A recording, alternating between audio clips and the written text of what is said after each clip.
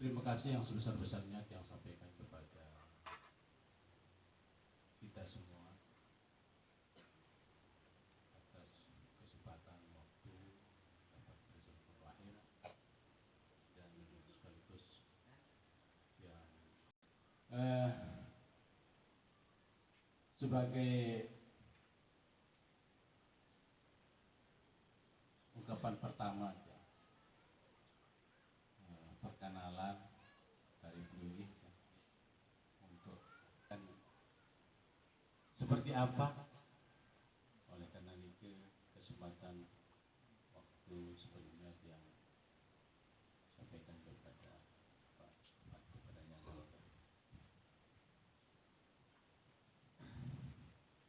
Bismillahirrahmanirrahim. Assalamualaikum warahmatullahi wabarakatuh. Yang hormati Bapak Junaidi selaku Ketua Forum Komunitas Waduk Batu Jaya. Pak, terima kasih banyak ya sudah berkenan mengundang tiang untuk hadir di tempat ini. Tadi sejak tiang masuk ke wilayah ini, yang sudah merasakan bahwa tempat ini insya Allah kita sama-sama coba cari solusi terkait apa-apa yang tadi belum sudah sampaikan ke dia. Sama-sama nih Pak. Terima kasih sudah mendampingi. Yang kedua, pada Pak Lurah Prapen.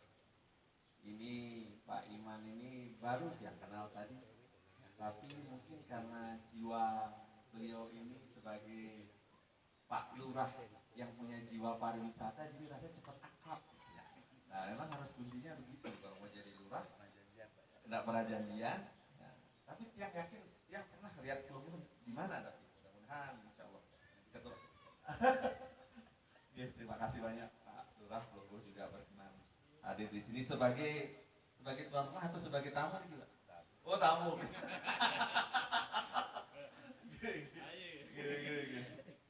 Terus juga yang kebetulan yang ditemani oleh sahabat-sahabat yang Pak Jun.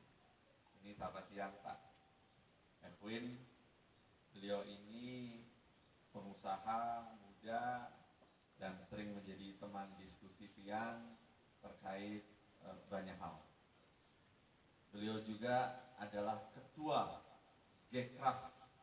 Jadi Gekraf itu salah satu organisasi ekonomi kreatif yang dibentuk oleh Bapak Menteri Pariwisata dan Ekonomi Kreatif Bapak Dr. Haji Sandiaga Salahuddin Uno, dan beliau kebetulan ketua di Lombok Tengah.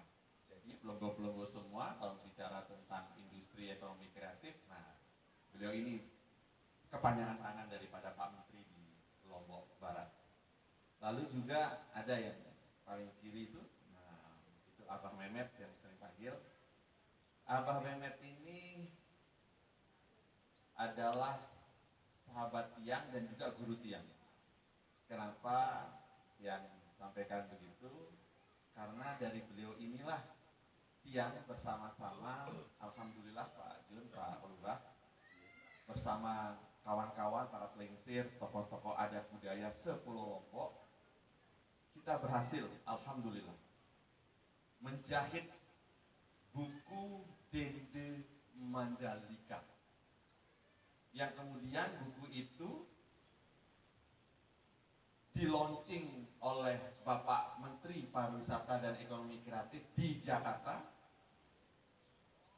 kemudian mendapatkan rekor muri sebagai satu-satunya buku yang pertama di destinasi pariwisata super prioritas yang berhasil menjahit memori kolektif daripada tokoh adat budaya di destinasi pariwisata super prioritas di Indonesia. Jadi bukan sangkuriang, bukan maling kundang, bukan cerita-cerita legenda yang lain. yang dapat ekor muri, tetapi Dede Mandalika. Ya, Insya Allah. Nah, lalu juga kalau lu lihat ini yang bawa kamera ini yang khusus datangkan hari spesial karena kemarin Pak Efwin sama Bang Mehmet menceritakan kepada Tiang bahwa Mas Tovan kita harus datang, kebetulan sahabat-sahabat beliau banyak di sini. Ini ada potensi yang selama ini tidak dikelola secara maksimal exposure-nya, sehingga publik bukan saja di Lombok Tengah tahu, tapi juga nasional harus tahu. Nah, yang sengaja membawa itu namanya Taufik. Taufik itu beliau ini adalah salah satu ahli di bidang videografi dan langganan juara 1 ahli di bidang kreator sinematografi. Tepuk tangan buat Taufik. Nah, terus yang di tengah ini, mari Mas Irfan. Nah, ini Mas Irfan sama temannya Adik siapa? Adik Rina. Beliau juga sengaja Tiang datangkan kemari. Beliau ini anak muda yang punya karya-karya. Beliau tergabung di dalam Oksinema yang juga telah menelurkan banyak karya-karya yang tidak kalah bersaing dengan karya-karya lain dari sinematografer di nasional. Datang kemari yang minta beliau-beliau ini khusus untuk nanti menjahit semi dokumenter terkait potensi yang ada di Bendungan Batu Jaya. Yang mudah-mudahan nanti ada salah satu minta petunjuk dari Pak Junaidi sama Pak Lurah, kira-kira siapa yang paham betul tentang sejarah ataupun cerita-cerita dari makam yang ada di Batu Jaya ini. Yeah. Baik Bapak Ibu sekalian, tokoh-tokoh adat, tokoh-tokoh budaya, semua yang hadir pada hari ini yang tidak bisa sebutkan satu persatu, sekali lagi Tiang ucapkan benar-benar merasa terhormat untuk diundang pada forum yang luar biasa ini. Saat ini kebetulan yang dipercaya oleh Mas Menteri Bapak Sandiaga Salahuddin Uno, selain sebagai juru bicara bidang pariwisata beliau, juga adalah sebagai tim beliau untuk mengurus 10 KEK pariwisata. 10 KEK pariwisata di Indonesia, di mana salah satu KEK yang terbaik di antara 10 itu adalah KEK Mandalika. Tugas kita adalah untuk melakukan monitoring, evaluasi, dan akselerasi terkait kawasan ekonomi khusus Mandalika berikut daerah penyangganya. Saya pikir ini Batu Jaya juga menjadi salah satu daerah penyangga daripada KEK Mandalika.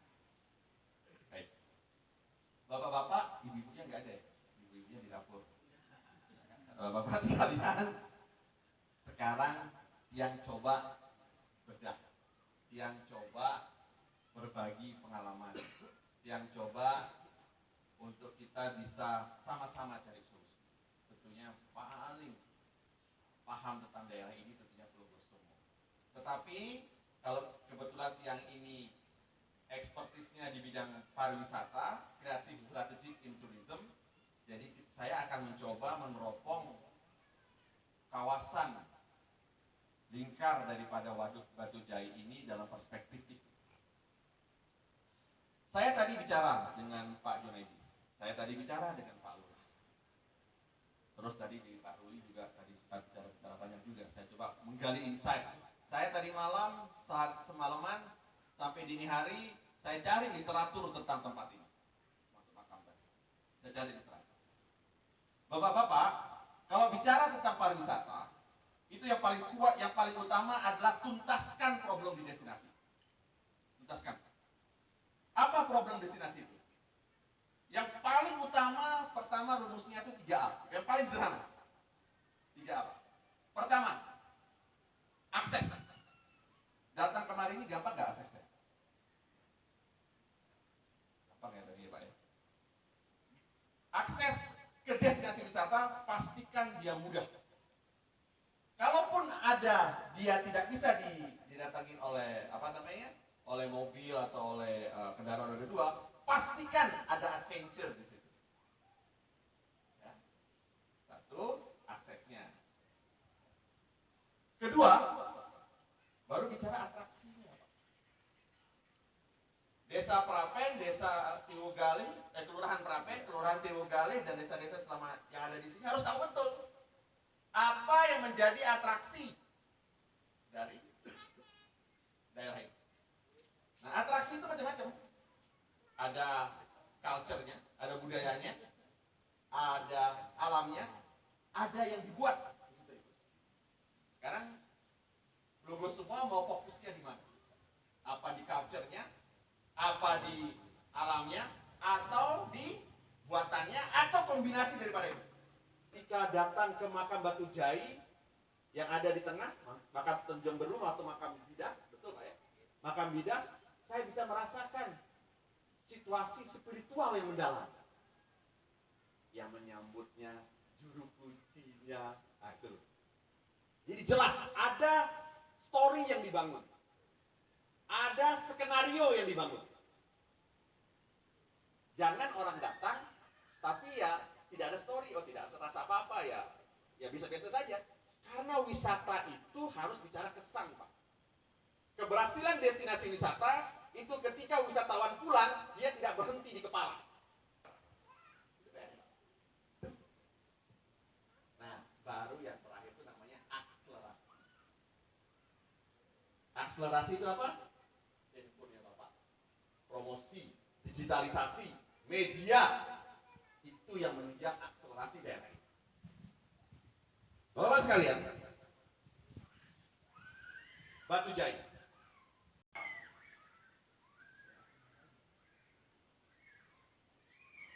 Tapi kalau kita hanya diam, tidak menyadari itu, ya sudah Pak, dia akan hilang seiring zaman. Apa gitu? Itu harus sudah diatur alur dari wisatawan yang memang ingin berkunjung ke tempat kita ini. Diatur skenario-nya, alurnya. Yang bayangkan, misalnya, setelah itu Pak, pergi menelusuri keindahan Batu Jai. Ingat Pak, kalau jadi pelaku, kalau kita cuma ini sudah biasa. Indahnya pemandangan di sekitar bendungan Batu Jai, Kabupaten Lombok Tengah, Provinsi Nusa Tenggara Barat.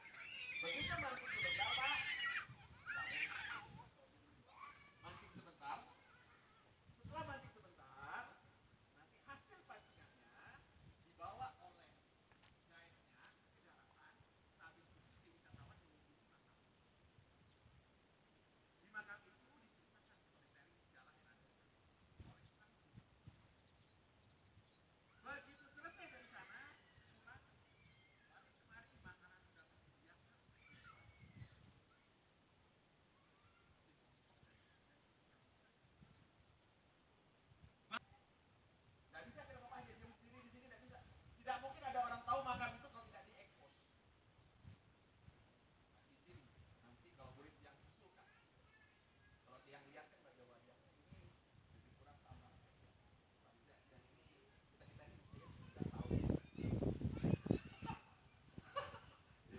Ya kita 17 tahun semua ini. Makan anak-anak muda.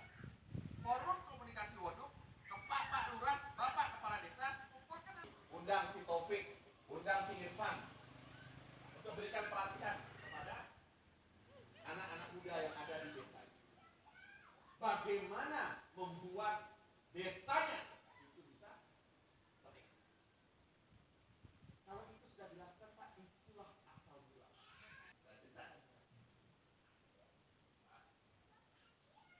Saya tahun 2014 diangkat oleh Bapak Gubernur Jawa Barat pada saat itu di waktu itu dia lagi sedang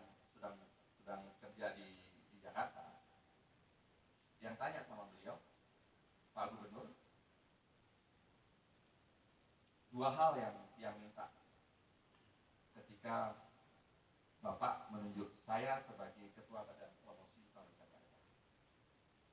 Pertama Pak, dukungan kebijakan. Dukungan kebijakan. Yang kedua adalah dukungan anggaran. Jelas. Ya, kita harus jelas. Dukungan kebijakan, dukungan. Oke, teman, jalan. Misinya adalah pada saat itu berbicara tentang positioning NTB, Lombok khususnya pariwisata di mata internasional. Pariwisata halal. Baik Pak Gubernur, saya kerjakan. Kita kerjakan. 2014, saya tahu benar, kami tahu benar di Badan Promosi pada saat itu, kalau kita tidak lift up, tidak naik, tidak menjadi ikon, kita tidak akan dilihat oleh provinsi lain. Kita tidak akan dilihat oleh wisatawan. Lombok harus memiliki branding posisi yang beda. Batu Jai harus punya posisi yang beda. Halal tourism pada saat itu tidak ada. Tidak Aceh tidak berani, Sumatera Barat tidak berani, semua ada yang berani. Tapi di situ kita coba tampilkan. Juga nanti yang minta perwakilan dari tokoh, tokoh masyarakat dan tokoh ahli untuk menyampaikan. Pada kesempatan ini yang serahkan kepada Lunas, Pak Lurah. Lunas kan? Yang serahkan Nabilan mic-nya ke Lugut. Tahu kan?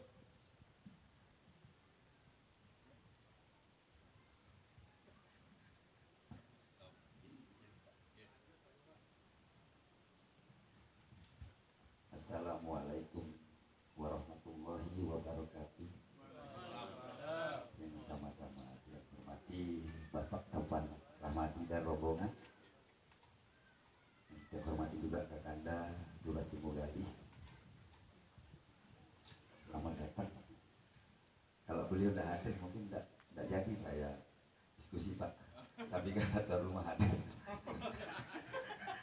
Karena minggu-minggu ini yang junior duluan Pak, baru senior. Yang saya hormati Bapak Haji Edwin dan Pak Meh, beliau adalah saudara jauh.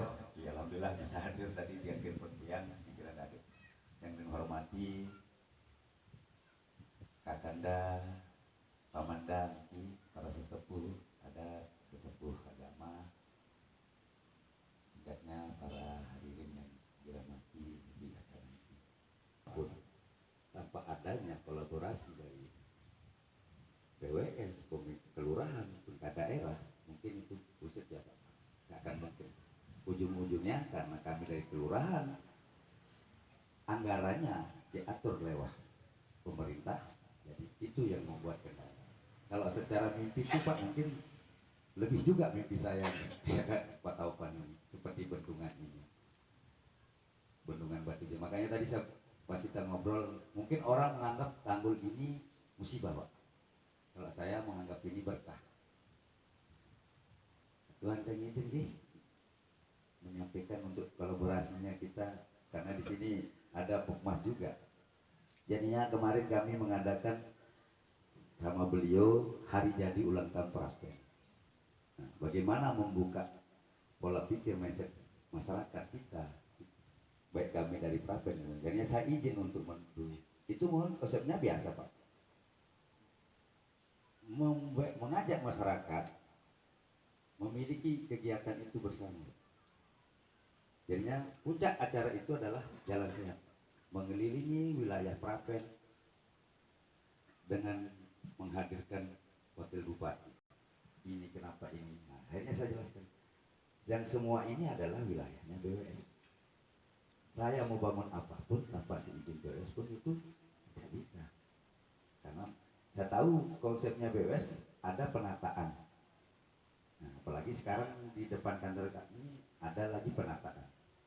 Apapun yang akan saya bangun dengan wisata ini, selama BWS tidak hadir di depan, itu tidak akan bisa terjadi. Oh iya.